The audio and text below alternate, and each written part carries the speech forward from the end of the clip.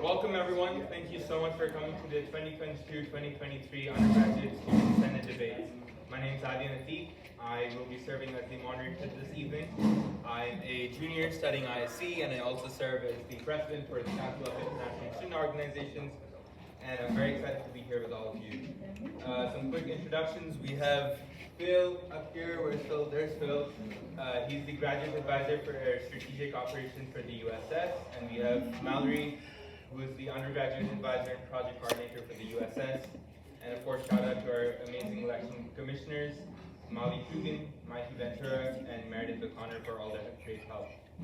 We are also happy that you came out tonight to support your vice presidential and presidential candidates. Please remember to submit your questions for the candidates on the Google form found in the QR code found around the room. We're going to start with the debate for the vice president of administration candidates. We now invite Irene Maybach and Alex Pomeroy, VP for admin candidates.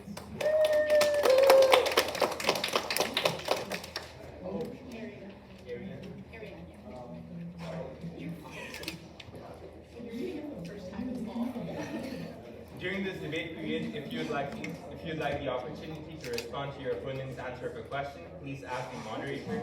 We have a limited amount of time built in for these rebuttals, as this debate is meant to feel more like an open session than a debate, but requests for rebuttals will be granted. We will start by giving each of you the chance to introduce yourself and your platform, but would also like you to answer the question, in your opinion, what does it mean to be a Hokie? You will each have 3 minutes. We will begin with Alex. Being a Hokie is a very important thing to everyone here because that's what we take test. We chose to go to Virginia Tech. Many of us chose to go to Virginia Tech because of the impact a Hokie can make. Being a Hokie is something that is unmatched. You just can't get it anywhere else. I've never seen a student population with more spirit than the one at Virginia Tech. That's just how it is. And I think we get that through the community building that we have. When I was initially deciding on colleges, I had many up in my mind, and when I finally visited Virginia Tech's campus, everything went away. I applied to one school. Put all my eggs in one basket, and I'm glad that I did because there's no other community I'd rather be a part of. It's just everybody's happy to represent their school, everyone is just great, and they work together well. There's many organizations here. I think it's something like over 800 student organizations.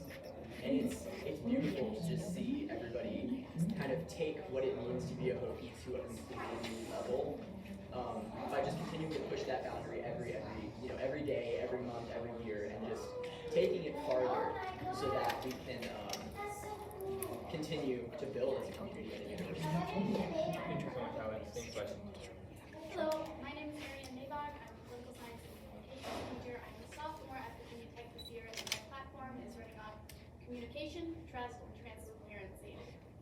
So to me, being a Hokie means service. Our motto is that I may serve. Every student organization here, every person who attends this campus, every person who walks past Hokie Stone buildings, their purpose is to serve at some level in their time here. Whether that be through the undergraduate student senate, LGBTQ organizations, racial organizations that, go to promote pride and everything. Hokies are service people. That is what we are here to do. So much. Alright, so we're going to move to some audience questions here. You'll have 1 minute to answer each of these questions, and we will start with Ariane. The first question is, what key changes do you plan on implementing as VP of Admin? So one of my main things in my thought is transparency, and it's not that the undergraduate student senate is hiding anything from anyone. As a matter of fact, we're one of the most transparent organizations that I know. But the issue is that because we're so young and we're so new to this campus, no one really knows about us. So the main thing that I really want to tackle in my time is increasing our visibility on campus. I want every Hokie by the time that they leave here and graduate to know who we are, appreciate who we are, and recommend us to all of the coming people. Alright, so I think the number one change that I want to make to the VP of Admin position, and this was largely because we were a brand new organization last year. Vice President for Administration is an internal role. But I think that it can be much more than that. I think that communication is bigger than just an internal thing. That should come first and foremost, but I think that communicating with the undergraduate student body is important as well. I propose, why is our USS newsletter not going out to everybody instead of just the internal organization? Can we start sending emails out to the student body? Boosting our social media presence to make sure that everyone knows who we are.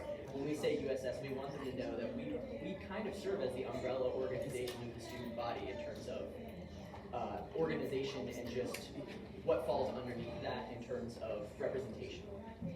And so that's the main change I want to make, is kind of expanding that role to be more of an internal, external type thing. Thank you so much. Next question, Alex, I'll start with you. Why did you choose USS over any other organization? It was a pretty easy decision for me because I had spent a lot of time in high school, serving in student government. It was one of my favorite things to do. It made my high school years some of the best of my life. And I wanted to get that same experience at Virginia Tech and just scale it up and keep going and keep building on that. And so now I'm here. I applied when SGA was a thing. I applied and applied and applied.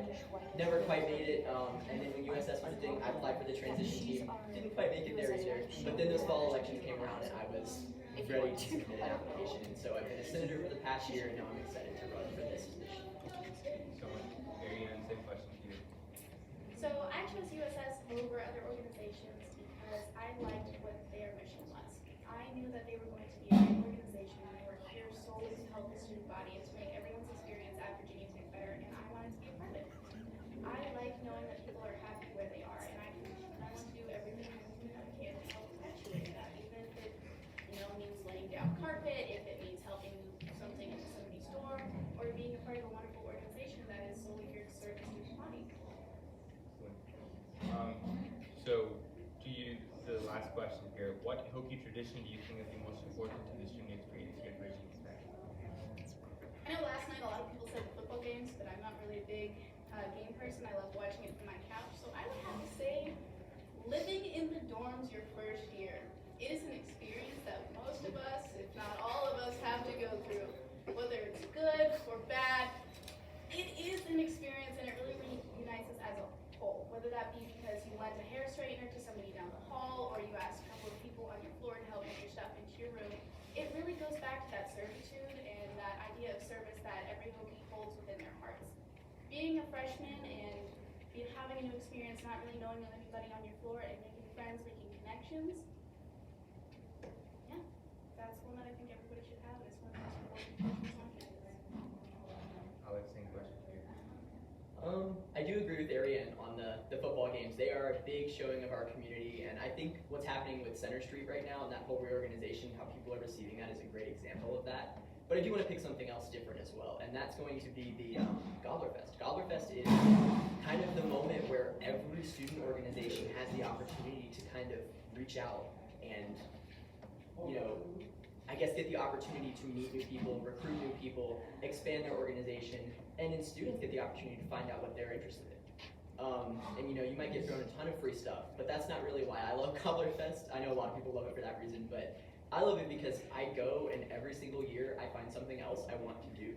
Even though I know I probably should not because it's just gonna blow my plate up more, I want to, at least investigate that and see if I actually am interested in that. So I think that's definitely an experience every Hokie should have, is attending Gobblerfest and going around to every single tent and hearing their spiel and getting their free stuff and then deciding whether or not they want to be a part of that organization.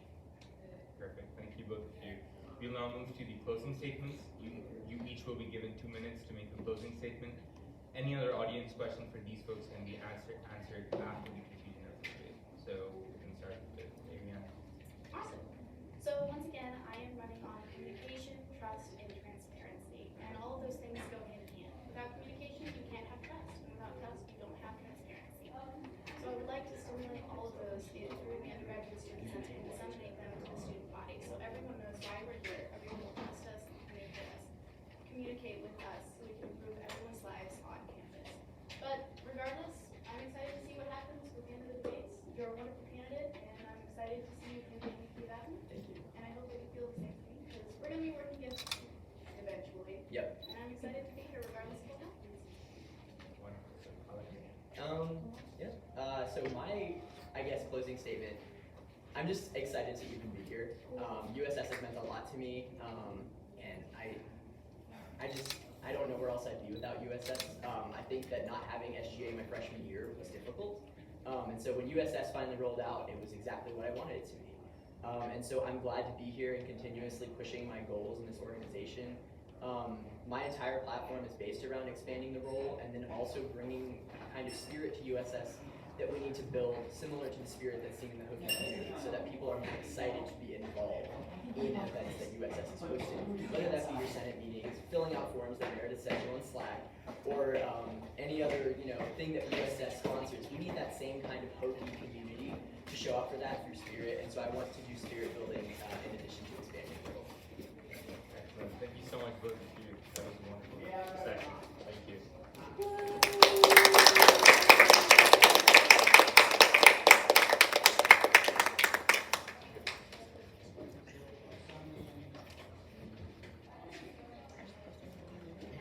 We will now move to the debate for the presidential candidates. Again, please submit questions through the Google form, the QR codes that are around the room.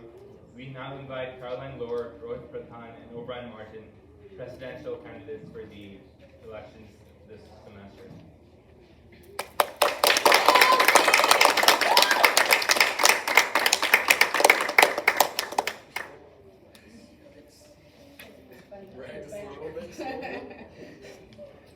During this debate, if you'd like the opportunity to respond to your opponent's answer of a question, please ask the moderator. We have a limited amount of time built into for rebuttals. As this debate is meant to feel more like an open session than a debate, a request for rebuttals will be granted. We will start by giving each of you the chance to introduce yourself and the platform, but would also like you to answer the question, how will you represent UPROSM in your position? You will each have 3 minutes. We will begin with Caroline. Alrighty, well, hello everyone and good evening. My name is Caroline Lohr. I am a senior studying pre-law and psychology with an Africana Studies minor. I am the incumbent for the role of president and am rerunning for the position. People have asked me when I say I'm rerunning, like, why are you rerunning? The position takes energy, dedication, and time to be efficient. And my response every time is that I'm passionate about this role and what I'm doing. With the incredible passion and love that I have for the role, I never get tired of being the USS president. Does it get frustrating? Sure, but that's part of the job. The frustration does not outweigh the reward of getting to know students, gaining new information and perspectives, along with creating relationships with senators and running that internally. My platform is founded on preventative sexual violence education, awareness, and conversation across the undergraduate student population. I'm advocating for more benefits for the residential well-being and student leaders. Comparatively across the state, they are lacking and deserve more. And the last me to focus on my platform is having an immediate focus on international students. We as a world-class institution that promotes accessibility needs to have a transportation system that is strictly for international students flying into airports. Right now, it is on the international students themselves with the help of the university to find transportation from the airport when they fly to Virginia Tech. So in regard to acting through UPROSM, that I may serve, I would say that, the essence of the last year and the role that I've played is that of serving students, of being the servant leader. And the way that I feel like is the most productive in my role is through giving people resources, giving people information, because behind closed doors, I am offered a whole other world of information that's not necessarily that it's not public, but it's just not ready for students, but they just don't want to talk about it until it's like beautiful and solidified. But understanding this stuff is happening and it's in the works, it's super, super important. And so I want to be a hub of resources for students to ask questions, to feel like they can come and talk to me about anything and everything, because at the end of the day, I can't do work without students coming to talk to me. And so I want to be able to have that open relationship and ultimately let them know that I'm here to serve you. Wonderful. O'Brien, same question to you. Can you repeat the question? I'm sorry. Yeah. How will you represent UPROSM in your position? Perfect. Well, I just want to say hello, everyone. My name is O'Brien Martin. I'm so happy to be here with all of you. I actually see a few familiar faces here from yesterday's debate. So just want to say thank you for you all for being here. It's honestly really important that you're here. But my name is O'Brien Martin. I'm serving for the office of president, or looking to serve the office of president and VP of equity and inclusion. And honestly, that's a very honest question, right? So why are we here, and how are we going to put UPROSM on the grandest stage? Now, I've actually asked myself the same question. And actually, my campaign has spent the last few weeks meeting with students, creating town halls, and our campaign was crafted around what students want and need. This is a collaborative campaign, and through the town halls, I've heard your concerns and I've heard how we can get there. Servant leadership is what we're proposing to. And actually, that's why I always wear my DECA pin. I've actually said my DECA story last year, so I won't go into depth, but for those of you that don't know yet, I actually took a gap year last year to answer that call to serve the organization I love the most, and that was DECA. In that, I had to write an international campaign to touch the members and the souls of over 225,000 students in here and 9 different countries around the world. It was a tall task, but we got it done. Immediately, I went and I met with members. I wanted to get inside their head. Why are you joining DECA? What can we do to make sure this organization is better for you? And we did a lot of things. When I joined that organization, we have taken 20 years backwards. Our membership was the same as we were in the year of 2000. When I left, our membership spiked to 20%. We also added foreign language variations. We made sure that if you did not speak English, that was okay, because that's a great point that you bring. International students are just Hokie just as anyone, and they deserve the right to live that Hokie dream. We did the same with our DECA members. If you did not speak English, I made sure that you were able to still participate and live your DECA dream, and we added foreign language variations when you do that. What else did we do? We enhanced the student experience the same way I look to enhance yours. We enhanced the student experience so much to the point where the Electoral College elected to not elect another president, and instead asked me to serve the board. Why do I say that? I say that not to brag, I say that not to boast, but I say that because I don't want my year to be a distraction. And I want to bring that up now because I know we'll come through later in the debate. I am a first-year student, but I promise you, I'm not a first-year leader. And I understand what can and will be done with collaborative leadership. A prosim is that I may serve, and I want to serve with you. It is not just me serving, and I promise you that is not a marketing statement because I did that just with DECA. At first, they're like, what is collaborative leadership? What is serving together in partnership? I'm serving in tandem with you. I've already begun. I've already hosted meetings with organizations around campus. Some of us actually joined us today. I've hosted meetings, I've learned your concerns, and I will continue to boast your concerns at the highest level in the chamber, and that's a person.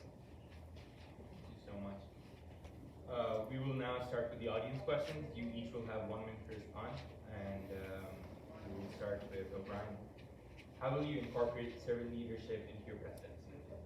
Servant leadership is why I'm running. I am not leading me, we are leading us as a university. I'm running because I believe in collaboration. I believe in involving you into the solution. I've had a lot of conversations about what's missing as part of this university. And together we crafted plans. I met with the group for student racial justice today, and we had a great conversation about how can we make more students of color feel more at home. I involved them in the conversation, and I want to ensure that we involve every organization involved in the conversation. Collaborative leadership is hosting more town halls. To this day, I'm still the only candidate to have hosted town halls because I want to ensure that we hear your voices. That does not stop once the campaign is done. That only continues in office. Someone, same question. Can you repeat it real quick? Yeah, for sure. Thank you. How will you incorporate servant leadership into your presidency? Yeah, absolutely. So highlighting on everything that you said, I completely agree. We need to talk to students and get feedback and see, where behind closed doors do we need to bring student voices that need to be heard. However, when it comes to servant leadership in regard to this, I want to focus more internally. Right now, running the USS and kind of being the head honcho from the operation of it, there's a lot of stuff that we need to focus on, and one of those things is teaching our senators about servant leadership, right? Like, we're up here, and the people in the audience, we're here, we're ready, we're servant leaders, but one of those things is sometimes it's hard to talk to people. Sometimes you don't know who to talk to or what to even talk about. College senators face that especially. How do you make the college better? Who do you even talk to?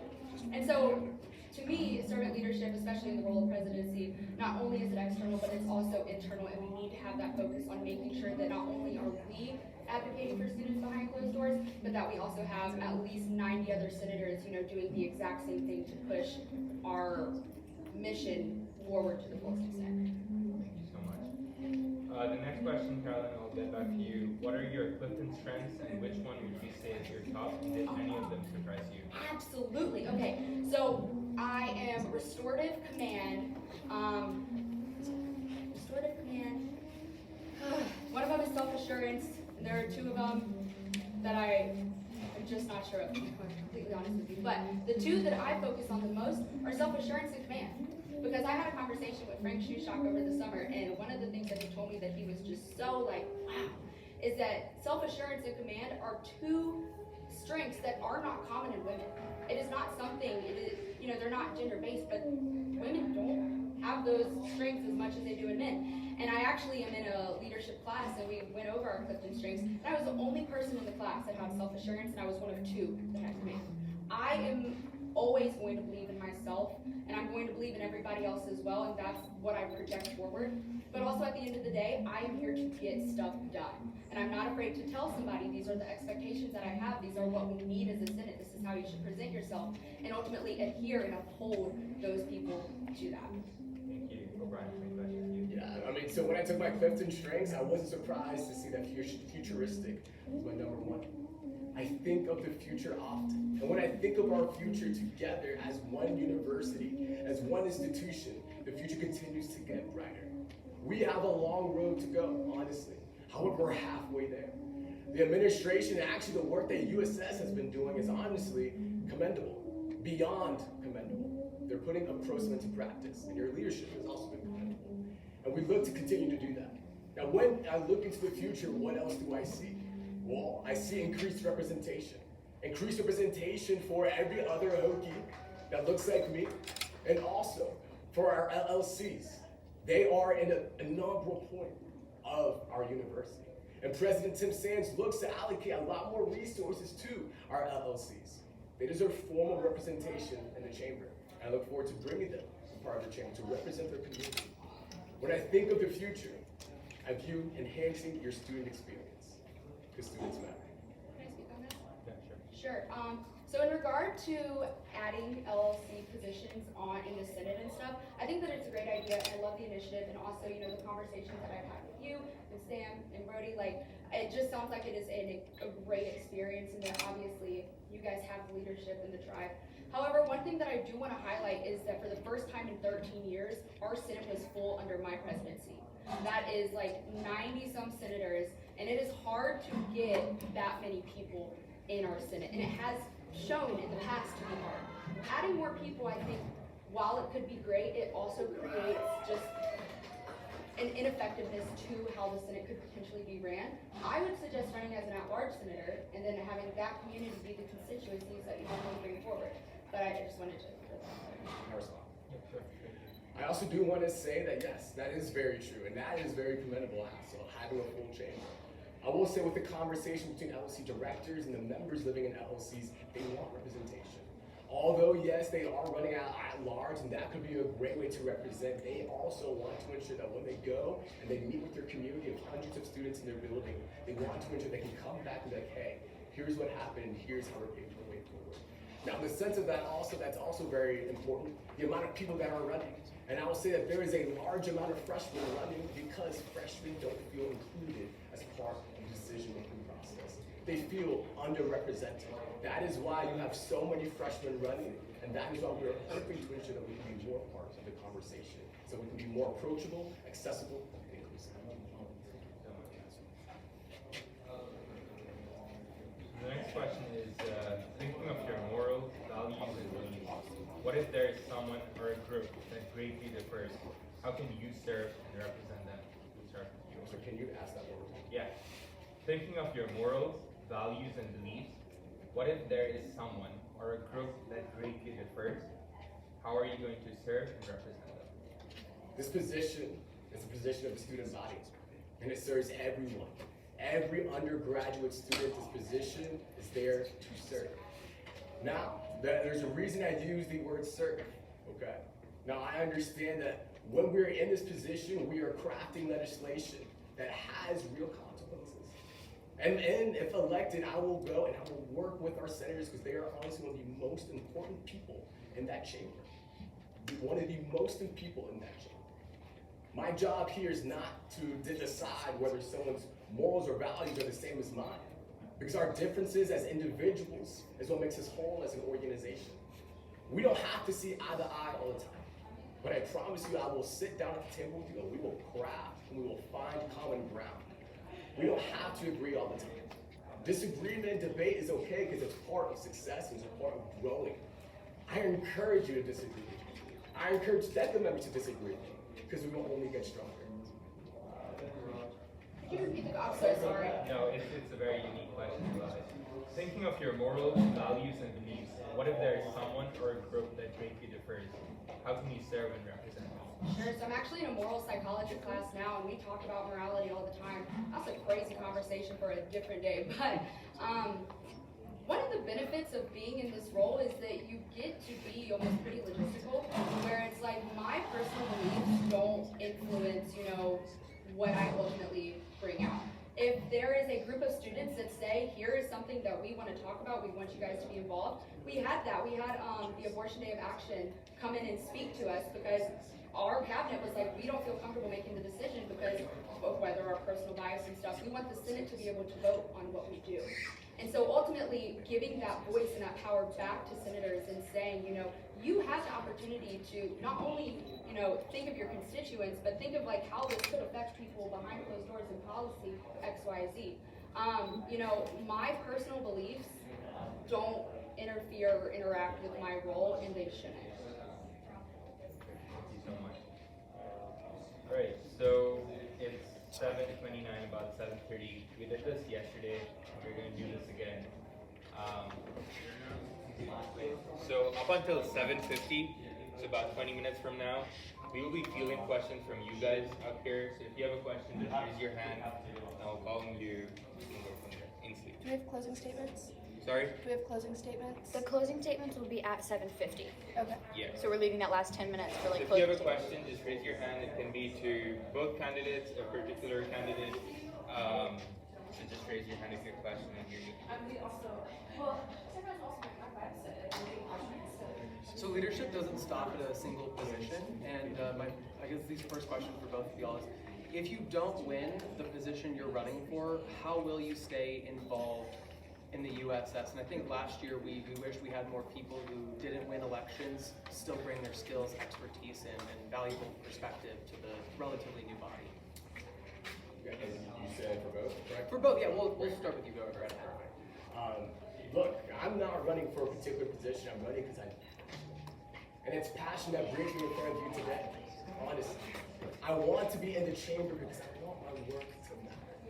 I have a passion for leadership, a passion for service, and being able to be in this chamber allows us the opportunity to practice up close to the greatest scale. So I'm standing here in front of you today. Yes, although I hope to serve you all as your president or as your VP of Equity and Inclusion, because I feel that my strengths and our skills together can create really amazing things in the future. I am here to stay, whether it's in the president or DE&I, but as a senator, I want us to be able to imagine the future and make sure the future is that much more possible. I'm not running for me. I'm honestly running for the people for those that elect me. And it's because of them that I want to stay in the chamber no matter what position.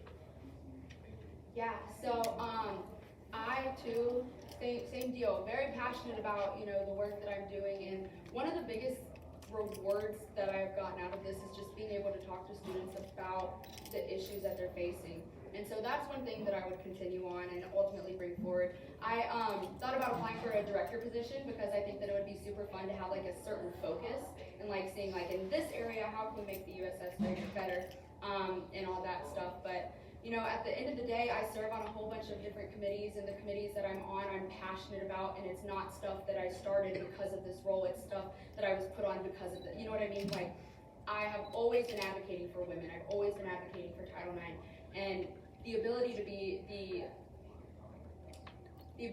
on different committees and commissions where we're talking about these things and addressing these issues and coming up with solutions, it's not something that's just going to go away. And whether I sit on a committee, whether I don't, I have the relationships, and ultimately, I don't mind talking to people. But getting student feedback is the one thing that, no matter I'm here or whether I'm out, it's going to be something that is continuously running.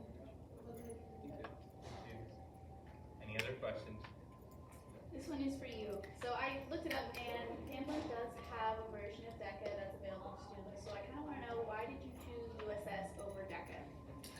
In the sense of I've been able, so Pamplin does not, Virginia Tech does not have a DECA Inc., the DECA that I serve. Unfortunately, Collegiate DECA is a separate division, and I've worked hand in hand with the Collegiate DECA division president, and honestly, the DECA is still a passion of mine today. However, I stand in front of you today with another passion. I love where I go to school, and already being here in a few weeks, I've loved meeting the connections and the passion that I have for this position. What I've done with DECA is great. And what we've done with DECA was historic. However, I feel what we have and what we can do now as part of the Undergraduate Student Senate can be that much greater. Together, united, honestly, let's make the impossible possible. Now remember, I told you my number one strength is futuristic.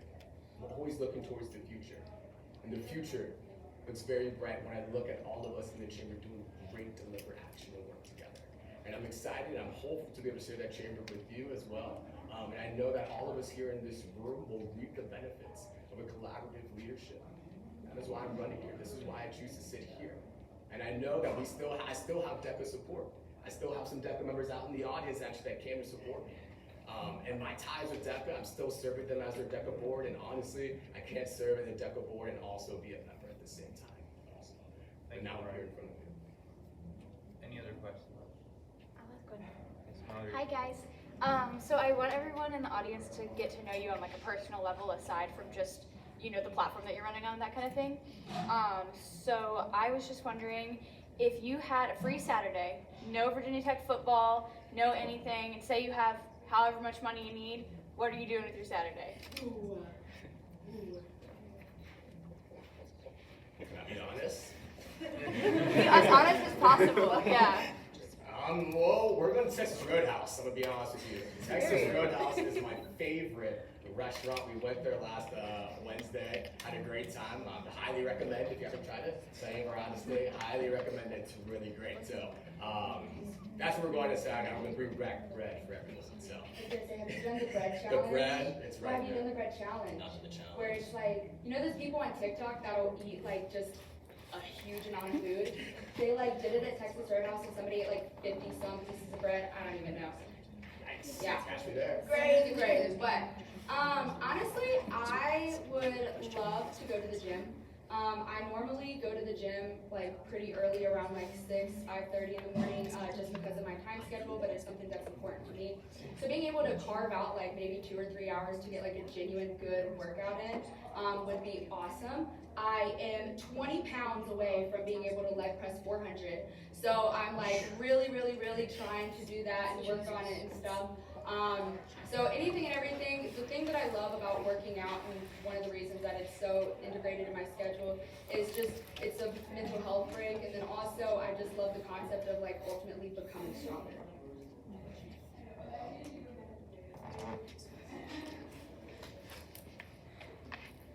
Cool beans. All right, so I think what we can do, if there's no more immediate questions, I think let's go ahead and let you do your closing statements, and then I'll get Ariane and Alex to come back up if you guys have any questions specifically for them. And then after that, we can just, socialize for the rest of the time. Y'all can go home, whatever. So I say, let's go ahead with closing statements. I think you get 2 minutes. Which one of you did your opening statement first, Caroline? So we'll start closing statements with O'Brien. Look, Hokie Nation, so I can continuously sit here and I can continuously share my platform, my experiences, and my proven track record. However, at the end of the day, that is up to you. That is up to you, and the power is in your hands what you leave here. However, I do want to speak to you. It's the Hokie that looks like me. It's the Hokie of color. I know the future that you're imagining.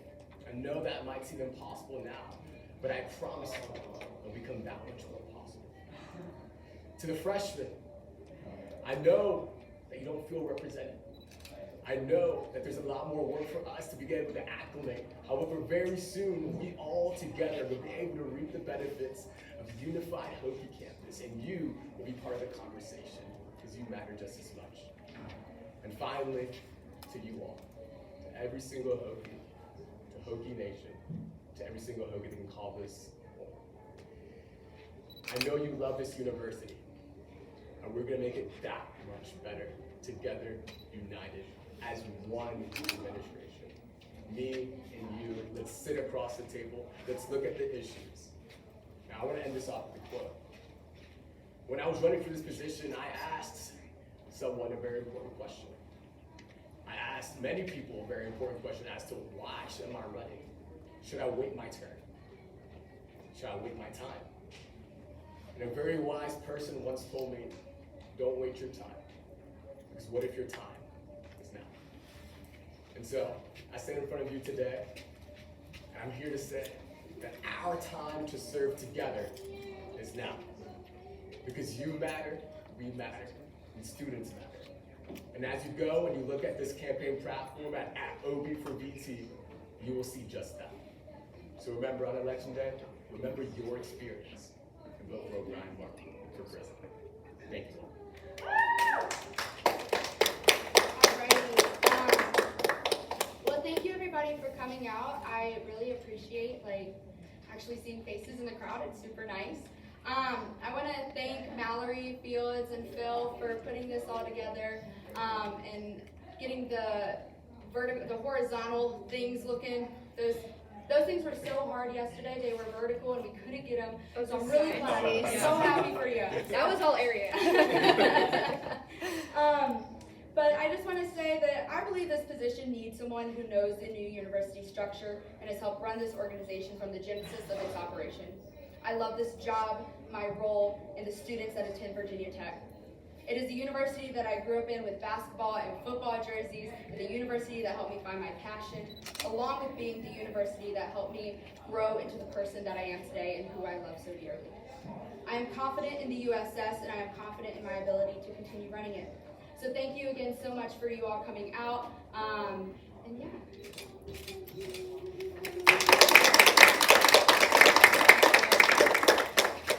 Awesome, you guys. Thank you. We are going to now pull Ariane and Alex back up. And we're going to see if any of you guys have any remaining questions for them. And then after that, we'll hang out, have a good time, or whatever you want. So let's start with them. Anybody have any questions for our Vice President of Admin candidates, Ariane and Alex? Yeah, good. Yeah. What is one way that you will make sure to have communication be efficient in your role? I know that is super hard because it's internal and there's so many moving parts. What is one way that you want to have clear, concise communication with everybody within the USS and then also external resources that we use as well? Can I take that first? The easiest and most efficient method I've ever found for keeping communication clear and concise is walking up to people and talking to them. I hope to, at my time here, regardless of what position I end up with, meet every single person in USS and establish that line of communication. Whether it's text message, email, Snapchat, Instagram, I don't know, LinkedIn, if that's still a thing. I want to have that goal of communication, and I will be the one to initiate it with those people. I have no problem walking up to someone and calling them on the phone. I have no problem walking up to somebody and just talking to them outright. I like to talk to people. I enjoy learning about people, and I will do that also with your people outside of USS too. A lot of the organizations right now, I've reached out to most of the Hispanic organizations for the starting Hispanic Heritage Month, and I hope to keep that ball rolling. All of the other things that we're celebrating in USS. Alright, so I do agree with Ariane on the whole doing it in person thing is great because something we need to accomplish more at USS meetings, and I know we've been moving away from this because of time constraints, but I think the more we accomplish in person, the better. Our cabinet reports, our director reports, all of that needs to be said where everyone can hear that. I also think that in order for that to happen, we need to get USS attendance at the meetings up, way up. The 90 senators you were talking about with the full Senate, we never have full room. We need to have that room chock full of senators, all our cabinet, all of our directors. We need to have a meeting that is productive and really, it's effectively communicated to everyone what our goal is from the beginning to the end of that meeting. And then as soon as we leave that meeting, communication does not stop there. We need to continue that from a standpoint of email, using the Slack, which some people still think is a bad program. Maybe we look at that. Maybe that's something we reconsider. I think that we communicate and ask, how do you want the communication to go? What is the best way for me to reach you? And whatever that way is, I'm going to go for it. If it's group meeting, text message, call, walk up in person, schedule a meeting, whatever, I'll be there for it. So that's it. Anybody else? Something for Alex. So you mentioned you want to not only provide for the internal needs of USS, you mentioned external. What is that in your mind right now? So in my mind, external is kind of taking the role of admin, and it's a communication role essentially. I want to take that and extend that to the student body. Every Hokie should be getting an email very often from the Vice President of Administration saying, this is what's happening in USS. And if you want to submit feedback about this, this is how you can do it. Just making ourselves accessible to the student body through transparent communication and just kind of getting that out there.